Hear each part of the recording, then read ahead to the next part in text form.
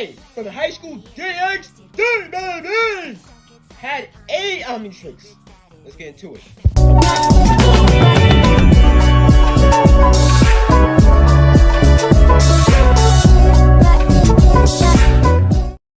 So guys, I don't think I've ever done an issei or DXD, high school DXD what if. I don't think I ever have.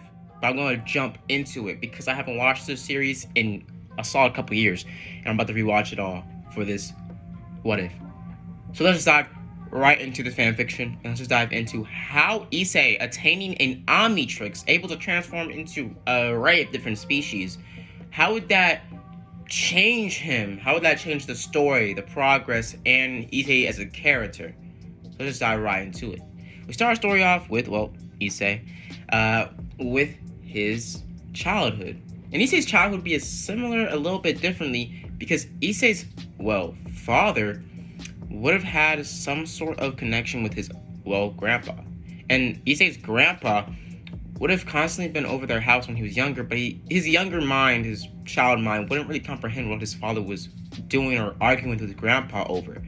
His grandpa would have basically pit or had some sort of situations going on where his father was mad at him and constantly mad at him and multiple times throughout the years and the days, eventually leading up to their fallout, and issei never seen his grandfather again. But his grandfather would have had a secret, well, double life that would have taken him away from issei's father's childhood. So, it's simple, issei's grandfather would be basically like Uncle Ben. I mean, basically like, you know, a certain grandpa in the Ben 10 universe. But we would switch to issei as, well, adulthood, or not adulthood, but teenage years in the present. Issei would have been chilling with his friends talking about the bad biddies and how they transferred to this new school, which up to now, a couple years ago, was only girls, and they, well, co-edited and gingered the school later on in the last couple of years. We see how issei and his friends were chilling and relaxing and just going with the flow, as eventually they would have been told by, well, one of his friends. Issei would have been told by one of his friends that they found a peephole in the girls' restroom, changing room. They would have gone over there and they would have tried to check it out. Eventually, issei would have been left behind. His friends would have been talking way too loud and basically would have pit away or gave away their position. And the girls would have cornered issei and would have beat the absolute dog out of him, bro. Issei would have came up to his friends saying, "What the hell is that, guys? You just left me behind. I got beaten up by bamboo swords for something I didn't even do, or something I didn't even get to do. It's some bullshit." They would have been talking, and eventually we would see them notice Ria's grimoire, or Ria's, as Ria's would have looked at him and would have walked away. We can switch back to Reyes, actually, as Reyes would have been talking about, do you know that kid? The one in the middle. There's something about him. We can switch to eventually the turning point in this story, as we can switch to, well, issei doing that fateful night. Issei would have been on the but on the bridge, as eventually he'd be approached by some sort of girl. This girl would have came to him and would have said that, well, are you talking to anybody right now? As he would have said, no, not right now. As, well, he would have been told or given the option, maybe you should join, or do you want to be my boyfriend? As they would eventually start dating. As eventually, well, we would see that they would have started dating, would have gotten a little bit acquainted. As his friends would have been actually over the moon, but also kind of, saying, "Hey, yo, bro, you just ditched us, man. What you doing, man?" Like, stuff like that, right? Issei eventually walks away from his friends and eventually goes on, well, the date with the girl. He goes on the date with the girl and he starts to, feel the waters, take her out a few times, go to certain stores and all sorts of other things. But in this continuity, she would have sensed some sort of power within him, like a destiny he was supposed to attain. He was supposed to attain an ancient relic that was on Earth thousands of years ago, but somehow disappeared. During those times, those years of it being disappeared, people started searching all around the world for it.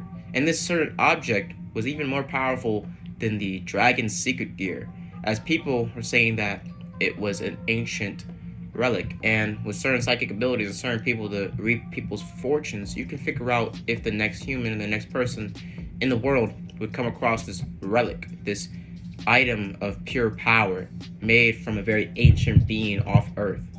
As we get switched to, well, issei eventually getting cornered by the girl, as he would eventually ask her, "What do you mean?" As she would have told him, "Would you die for me?" As Issei would be kind of confused, saying, I don't know about that. You're cute and all, but what are you... Whoa, why are you turning into a demon? Hey, where the waves coming from?" As Issei would have absolutely got shish kebabbed down to the ground like shish kebab. Like he shish kebabbed like a shish kebab. Bro got the Deadpool special.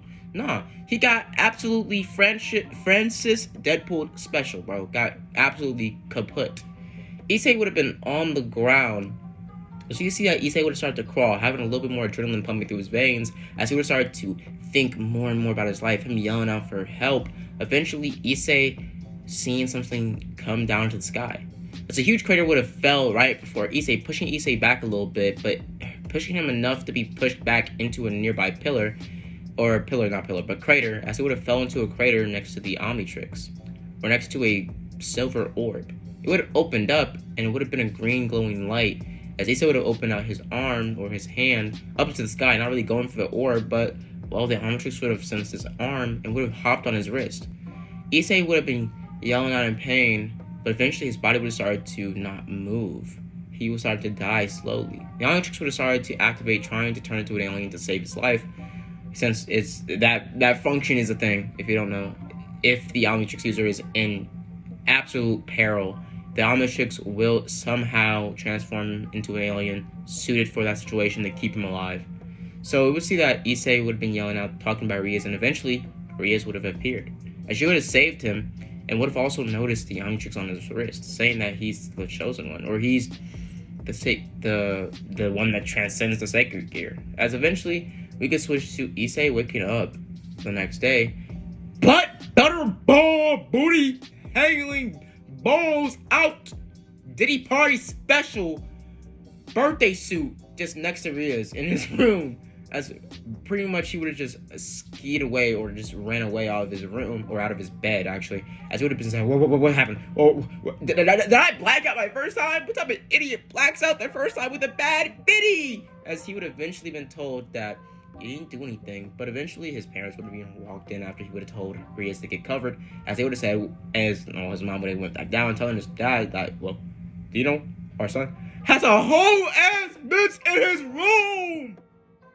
A whole double D's in his room! No, bro. Like, honestly, my parents wouldn't even walk into the room. They would yell through the door after closing it and tell me to get my ass out here and tell that girl to go home. Fuck it, my dad probably would have beat my ass. Like, nah, because that's insane. My dad would have congratulated me if it was a bad bitty. But at the same time, my mom would have been disappointed. Like, I'm just saying, like, imagine your mom and dad catch you, or just catch you with a naked girl, and you're naked too. Like, 2 and 2 ain't, the math ain't mathing. Y'all obviously did something. Ain't no way both of y'all naked in your bedroom. Nah, that's insane. That's wild.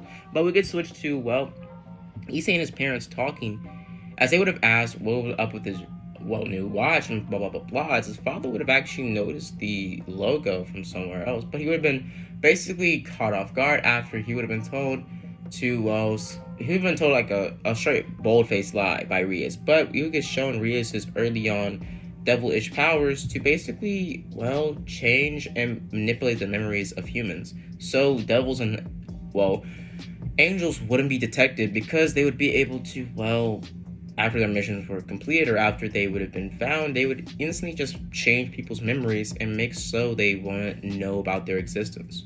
It's a pretty good plot hole or plot device to keep them off the radar. But we can switch to, well, Issei, as Issei would have been shown with the new group, as he would have gone to school with Rias later in the day, as Rias would have basically told him to just stay here, as later on, I'll fetch someone to get you.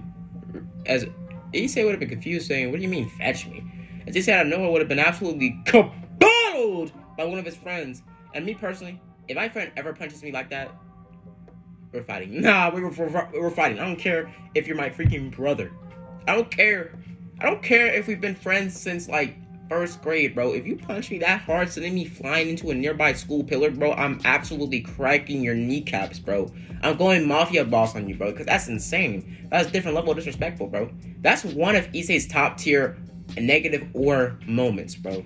he has multiple negative aura moments when he hasn't taken the chance to, take advantage of it. Because me personally, if I was in Issei's, position or steps or shoes, I would have been like clapped half of them girls in the roster, bro. I'm just saying, bro. He's taking it too slow. He's taking it too slow. You got me in between your legs for a reason. Use it, bro. I'm like pissed off, man. This nigga never takes the opportunity. He always lacking, bro.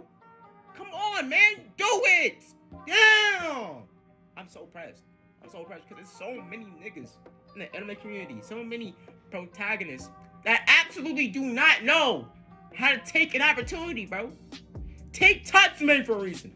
Bro had multiple girls for him. Multiple. Not once did he ever try that, bro. Mine. He liked mine, right? Never even initiated shit. Bro, he sucks. How are none of the girls, he literally started talking about the economic state of the world with Esdeath. And she still trying to let him hit. Bro, what? Nah, bro. The fumble has to be studied. His fall off has to be studied, bro. Because that's insane. But we can switch to... back to the story. Let's jump back in the story.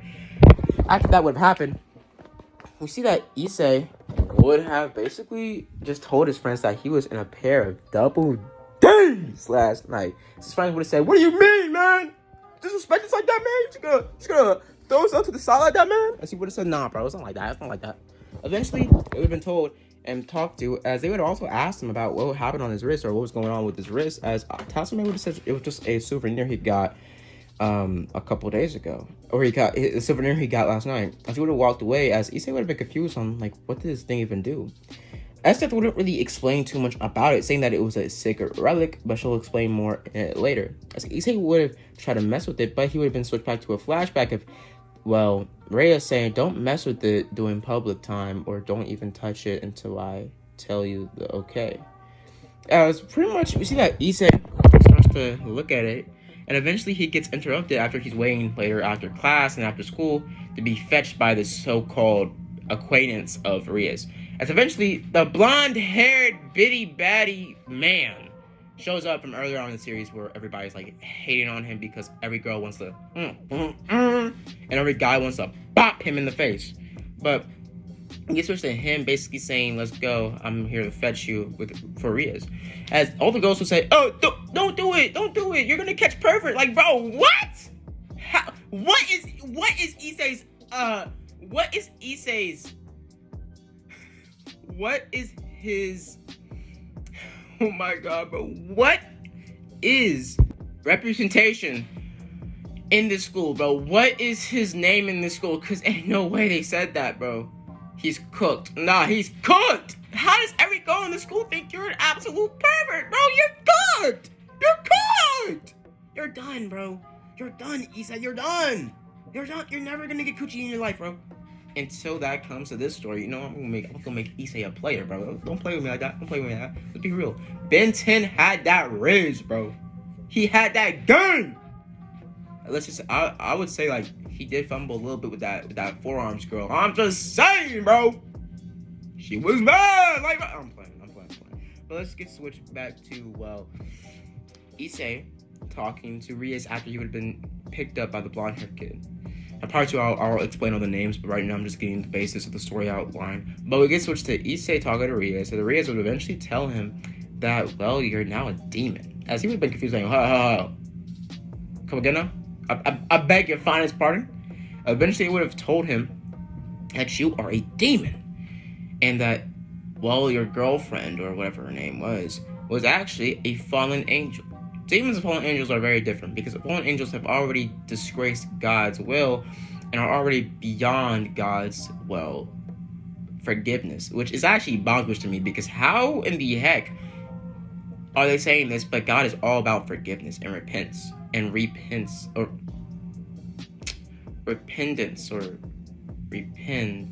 I'm so stupid. It's not the word isn't coming to my mind. But we get switched to Issei basically just talking and hearing all this, saying, "Hold up, you're telling me my whole life as a human is over and I'm a demon with some sort of weird wrist thing from the space or from the sky, as they would have said that it wasn't anything from the angel or demon world, as it was something farther away from that.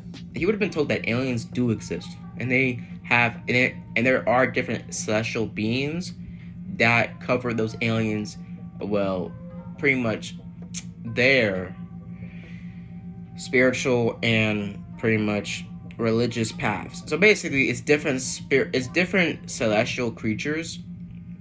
It's 3 celestial creatures: demons, angels, fallen angels, but also a 4th one, celestials. Basically, well, if you know what it is, a celestial in the Benton universe. You already know what that is. A certain alien with an X. In Benton's roster, pretty simple.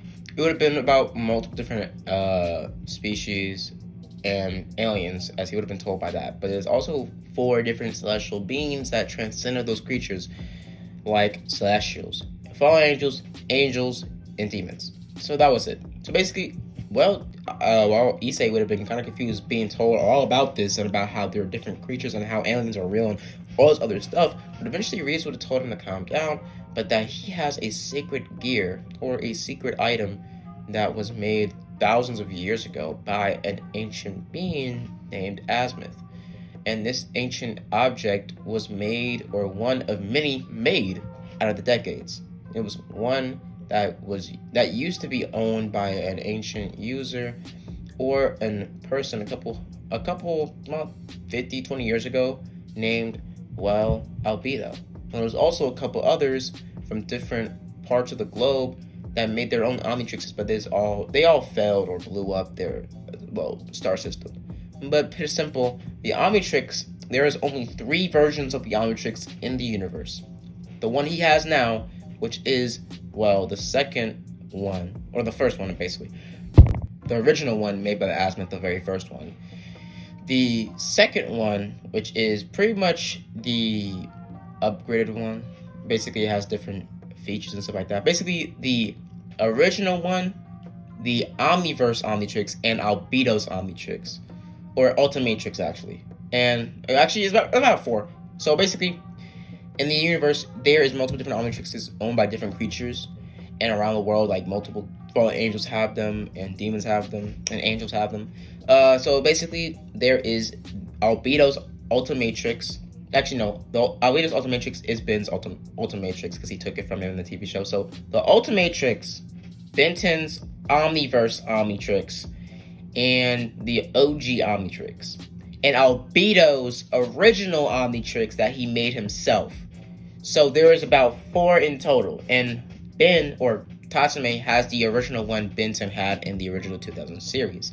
And I might in the future give him the Omniverse Omnitrix later on. But yeah, so basically, Tatsume gets that Omnitrix, as he's super, excited, saying he could transform into aliens, and basically is probably one of the most powerful people in the world right now, or he has the most powerful object or thing on his wrist right now. As he would have said, basically, yeah.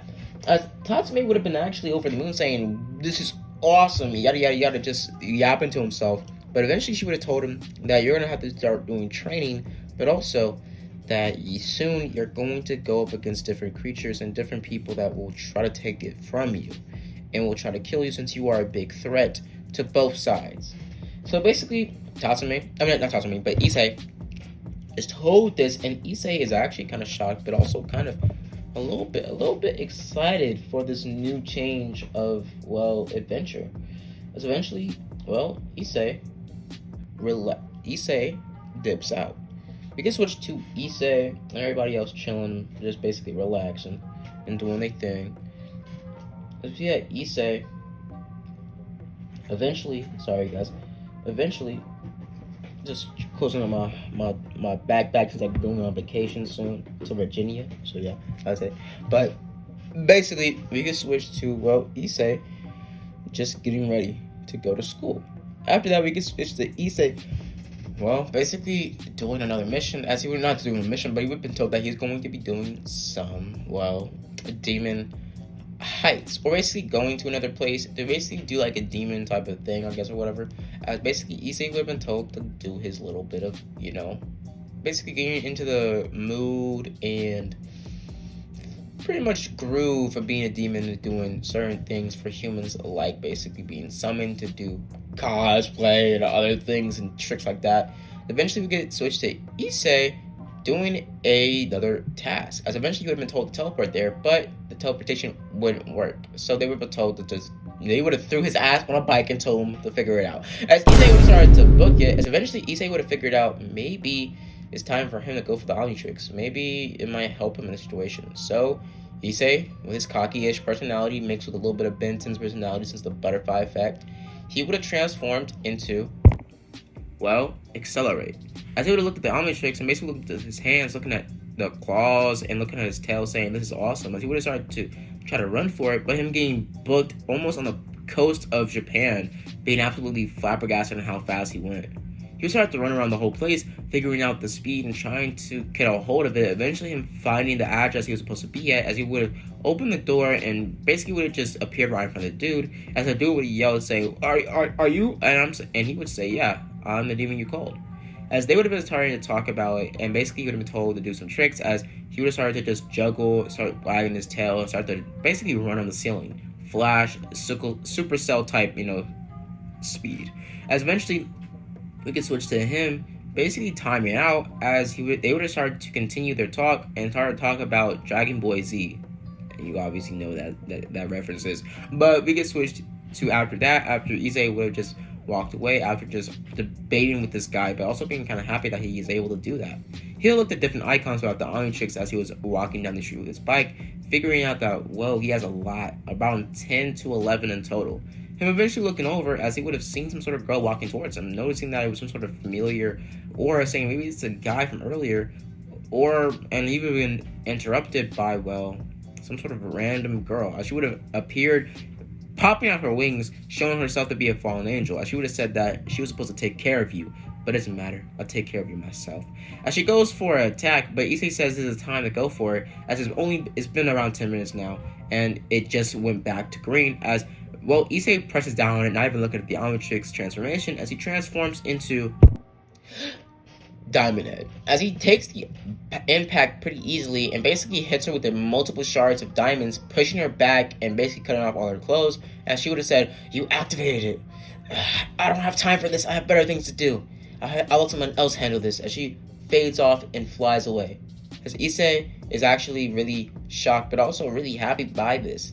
Issei starts to put two together, saying that he's probably stuck in this transformation in the next 10 minutes. As Issei starts to run off, as he starts to make diamond constructs to propel himself forward, but he stops halfway through, noticing that maybe the diamond constructs will add a little bit too much, or let's just say, pretty much, I guess, attention towards him, since it's literally a huge pile of diamonds and diamond rock hard, basically constructs around the building. So he basically takes up a lot of his time, basically taking down these diamond constructs and putting them all in a bag, and basically figuring out that these are worth a lot of money. After he would have took them to a jeweler later on in the night, figuring out that these were like around thousands to millions of dollars in basically wealth. As Issei would have sold a majority of them, getting a crap ton of money. And I've thought about this. Basically, Diamond Head is a literal cheat code. Ben can really just turn into Diamond Head, make a bunch of diamonds, and sell them bitches for like millions of dollars, bro. Let's give it a buck. The omnitrix is a huge money saver too. Like, let's be real. But we can switch to Issei walking back, and Urias would have told him that you've activated it, and that now people are gonna try to come for you to take it. As basically we see that, well, Issei would have said that that's cool or whatever, but he's ready to go crazy, and he's ready to actually train with this thing and become the best he can be. So I'm gonna leave it off here, guys. So we can just enjoy the video. Hope you guys like and subscribe. And as always, guys, have a blessed day. And also, before I go, should I introduce